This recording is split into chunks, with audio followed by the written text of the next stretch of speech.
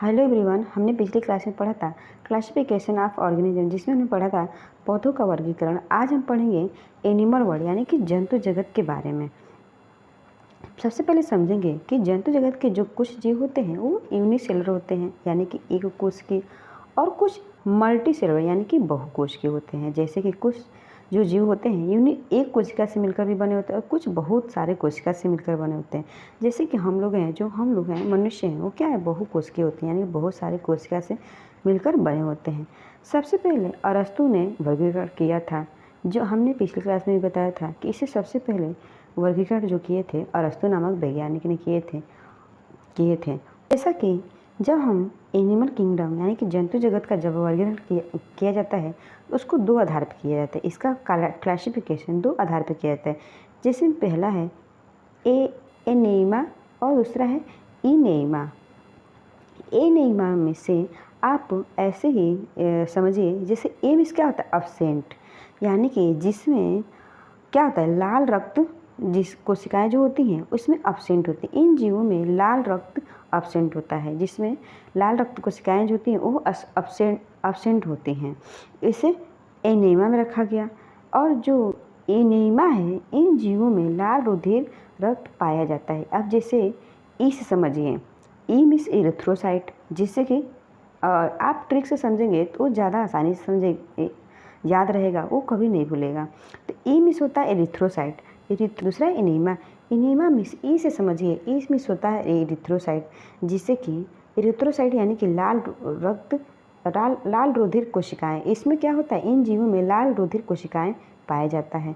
जैसे कि और इनमें क्या होता है, एनीमा में ए से मिस अब्सेंट यानी कि लाल रुधिर कोशिकाएं क्या होती है, अब्सेंट होती हैं। और ए मिस होता है एरिथ्रोसाइट, इससे याद रहेगा, जिससे कि इसमें लाल रुधिर कोशिकाएं पाया जाता है। तो इसके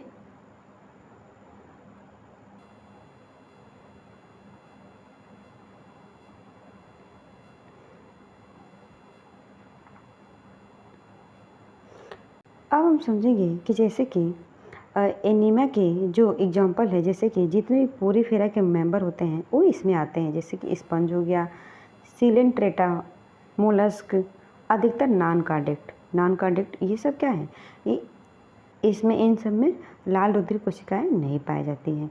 अब एनीमा का जो एग्जाम्पल हो गया मनुष्य और कशेरुकी यानी कि कॉर्डेटा मीन्स कशेरुकी और कॉर्डेट्स। हम समझेंगे कि जो इनेमा है इसे फर्दर दो भागों में डिवाइड किया गया है। बेबीपेरस यानी कि जरायुज और दूसरा है ओविपेरस यानी कि अंडयुज।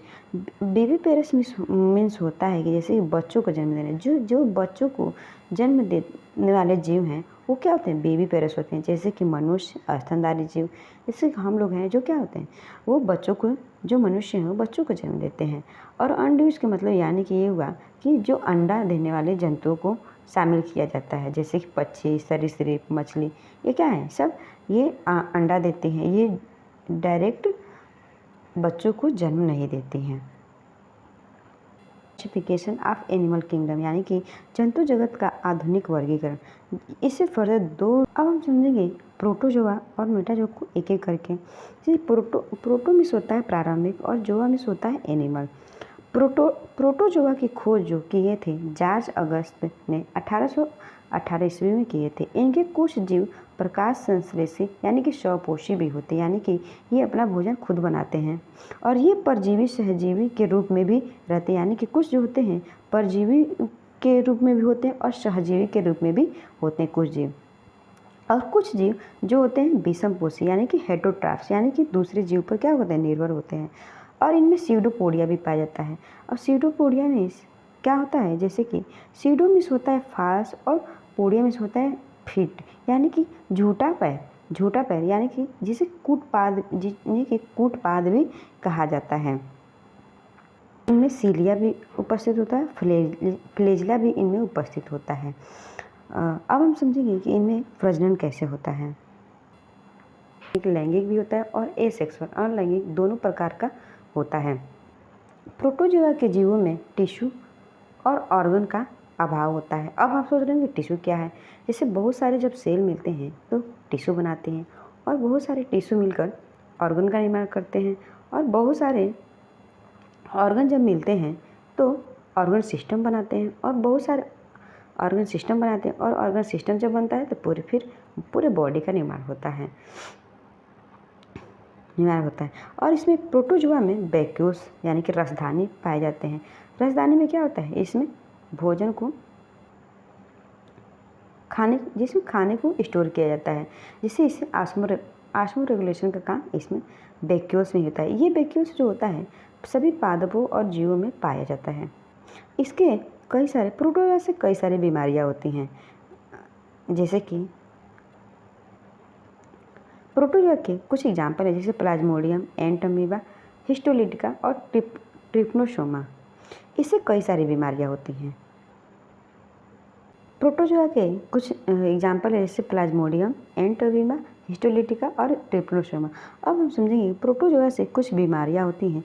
डिजिकार्निक प्रोटोजोआ, रोग उत्पन्न करने वाले प्रोटोजोआ जीव, जैसे कि ये एग्जाम में पूछे ही जाते हैं कि जैसे प्रोटोजोआ से कौन कौन सी बीमारी आती है, जैसे plasmodium falciparum, plasmodium vivax, plasmodium ovale, plasmodium malariae. और इतना ये भी चारों ऑप्शन में से कोई भी ऑप्शन देखें तो क्या ये चारों जो मलेरिया कॉज करते हैं।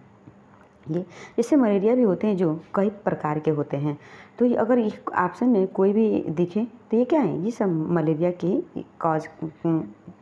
ही कॉज करते हैं।